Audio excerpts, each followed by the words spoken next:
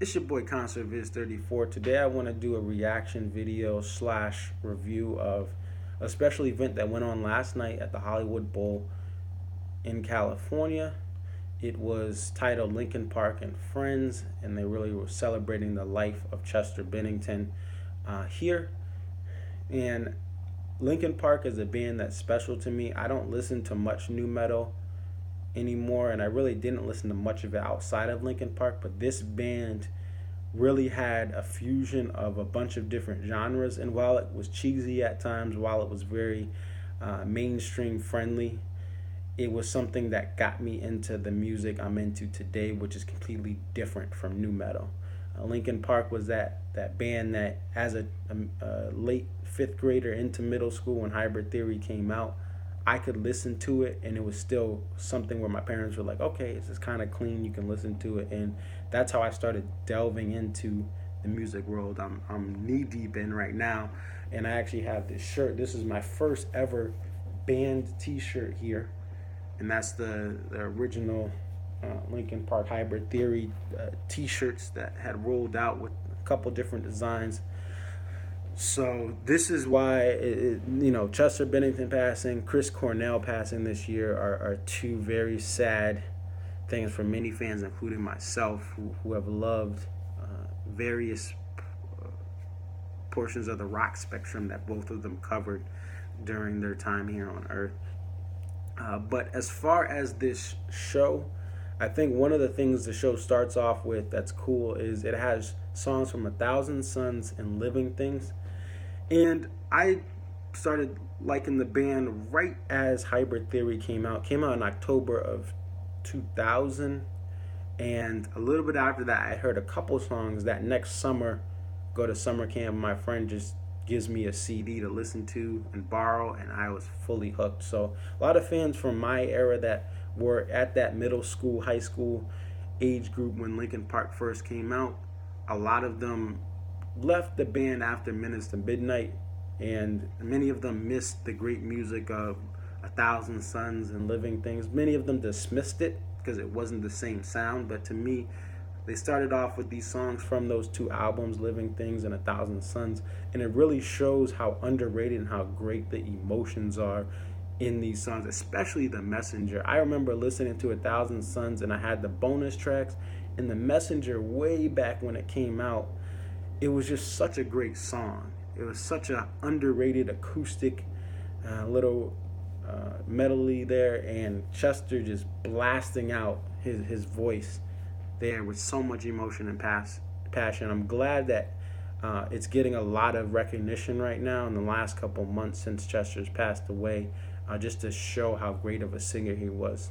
And really, that's the next thing that I want to get into is there's a lot of guests that I'll be talking about here, and many of these guests did what they could to take their own spin on Chester's voice. Some of them tried to recreate Chester's voice, but listening to this live stream here on YouTube late last night on the East Coast here, it really shows how hard it is to sing as great as Chester does, to have the different vocal techniques he uses, and many people in that kind of alternative world use. And to do it live in the studio is one thing, but to do it live is another. And one of the best people I think that kind of encapsulated Chester, in my opinion, is Taka, and he actually did that on Somewhere I Belong. He's from a band called One OK Rock. They were supposed to join for part of the tour, I believe, this year that was canceled and I believe he's from Japan. But I think he did the best job. I mean, I'll have to listen back to it, but there were some great, talented artists that have had many accolades, who have trailblazed alternative rock that sang. But Taka had the spirit of Chester and the energy and the vocal capabilities, unlike many of these artists, because it's hard, like I just said. Another special moment here at the beginning of the show is the song Numb. It's completely sang by the crowd. There's no vocal assistance by any of the people on stage, just instrumental backing by the band members. So it was definitely a cool moment. I will say during this live stream, I don't know how they could have fixed it, but I will say that the crowd was delayed. So it'd be interesting to see if they have some sort of way to mix and time the crowd for Numb and some of the other songs that were certain parts were sang by the crowd with the actual tempo and timing of the band, because there was some sort of delay there, and that happens all the time with these venues, where if you hear the crowd and you hear the music, sometimes it's just delayed, and hopefully they can mix and match that up to have that as an official release or have it on YouTube, because it was a really special moment. Another just quick thing that I think could have been a little better is the mics at times should have been turned up a little bit. Maybe they were at the venue. I wasn't at the Hollywood Bowl. I'm watching from home, couch, tour here, and the mics for the live stream were so low, and you couldn't even hear some of these great musicians at times just because the however the mix was, the music was much louder. So that's just something that I thought hopefully again they can mix and master that and maybe put it back up on YouTube with a little bit better mix there, so we can hear some of the parts that were hard to hear from many great artists, from Blink 182, from Korn, from Chester had a side project called Dead by Sunrise. Machine Gun Kelly was out there. A Day to Remember, lead singer I believe was also there. Sum 41, you had the drummer there, and then Derek Whibley as far as the lead singer. So a lot of great people that came out, and then members of System of a Down as well. Just awesome people. Now the most surprising cover and most surprising guest was definitely Alanis Morissette.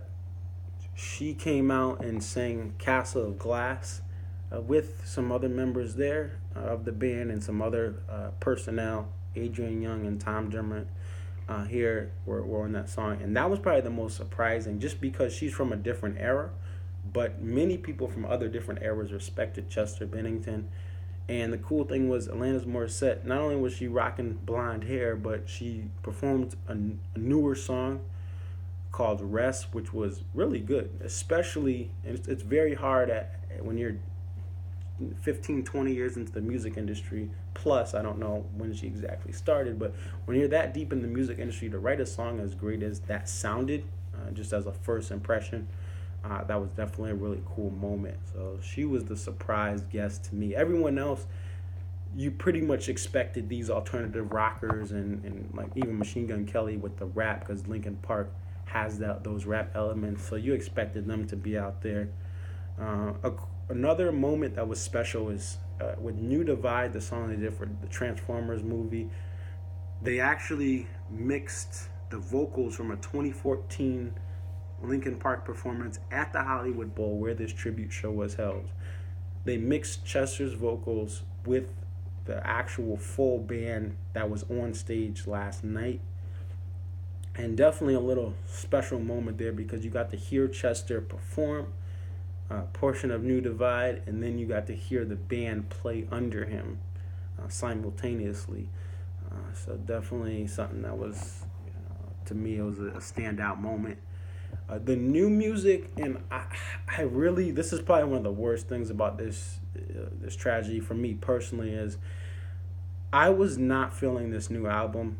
I don't even listen to many of the tracks outside of One More Light from the new Linkin Park album that came out, which I believe is One More Light. But I will say the new music, I could pick out the songs that were from the new album, and the performances here for this special show were not only a little bit more unique than the previous live performances I've heard online and on TV, some of the night show performances they did. I really thought they were better than I've ever heard them.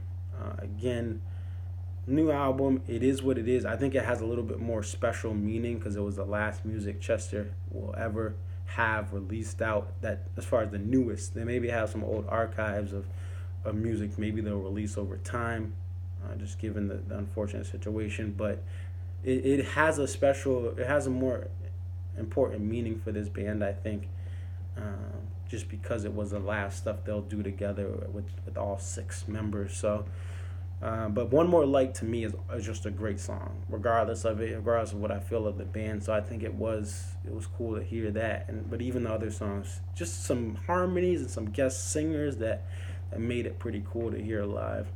Uh, Towards the end of the show, definitely liked that they played A Place for My Head. So they got into Hybrid Theory, which to me that's a deep cut. A Place for My Head is something that you're not gonna hear uh, very often from the band. And Derek Whibley at Sum 41, The Catalyst, a song they still play live, but I guess Derek went up to in the last 24 hours and said, "Bro, we gotta play this, Mike. We gotta play this song," and they actually did it. And then also another thing to highlight is Blink 182 actually performed one of their own songs as well, just like Alanis did, I Miss You, which was very appropriate. And it's also nice because members of Blink on stage, members of Avenged Sevenfold on stage, both of those bands have lost friends as far as DJ Am for Blink 182, and nearly lost Travis in a plane accident as well. So they've dealt with tragedy. And then Avenged Sevenfold with Rev, the drummer, they've dealt with it. So they kind of came out as people that can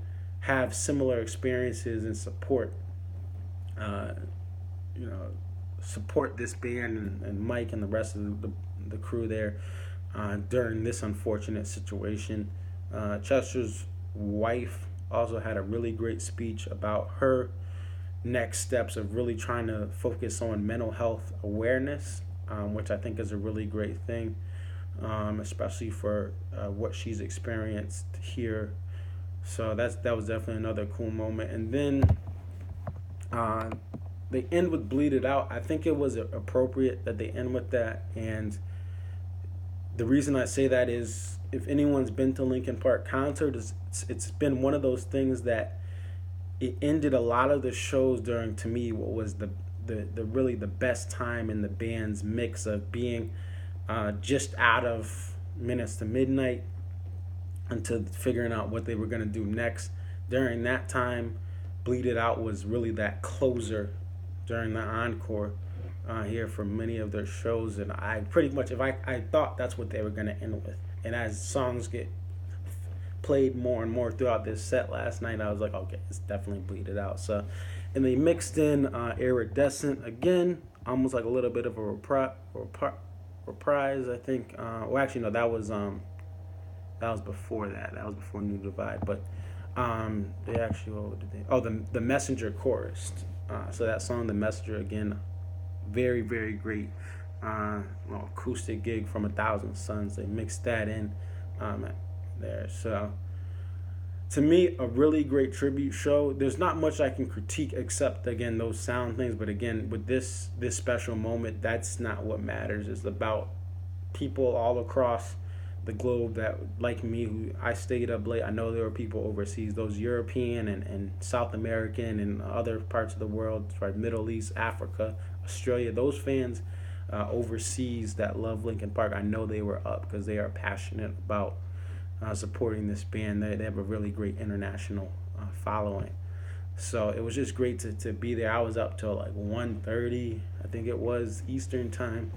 So, but I mean, that's what you do when this band makes an impact on you. Whether like I said, many fans like me have moved on. That was our kind of our adolescent stage of listening to new metal, and then we moved on. But without Linkin Park, many people from my generation, again, I was born in 1990, so many of us would not be into the music we're into now. Many of us would not be the people we are. And I think that the number one thing I'll end with is many people that have fought suicide and depression have looked to this band for a lot of guidance. And even me in my adolescence, trying to figure out who I was, trying to find literally somewhere I belong as someone who liked rap, who liked rock, who liked R&B, who liked blues, and people are telling me, "Oh, you're black, you can't listen to this." And people tell people, "Oh, you're white, you can't listen to," or whatever. It's a thing where Linkin Park was that band that made me felt like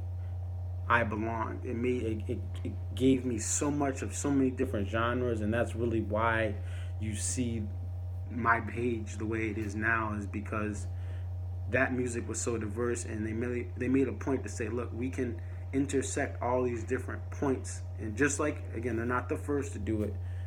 There's been other bands that have rap artists, and like Beastie Boys, Aerosmith and Run DMC. That's been going on for the beginning of music.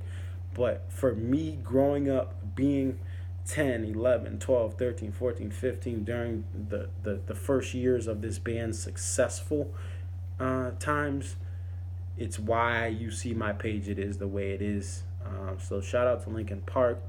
Thoughts and prayers again with his family. I know that doesn't do much. I know it's cheesy to say, but it is something where, I definitely will never forget Chester and what he did. Even Chris Cornell, same thing. I will never forget what he did.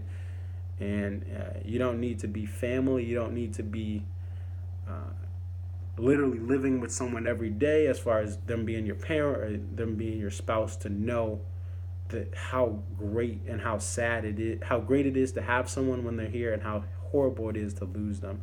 And people say, oh, again, I've said this in other videos, oh, you don't know this, you don't know Chester, you don't know this. It's not about knowing the person personally. Their music and their passion and their energy and the stuff you see when I go to a Linkin Park show and I see Chester with his energy. He's looking over towards my way and giving me a nod. Maybe not me a nod, but someone a nod over there. But it's just, those moments can be more powerful than some family members, some so-called friends, and what they do to your life. So definitely like, comment, subscribe. This video is way too long, but I just wanted to make sure that I shared with you everything that I could about my reaction to this. And again, boy ConcertViz 34. Check out my videos, check out my other reviews, check out my other commentary on subjects relating to concerts and the music industry in general. But I'm out.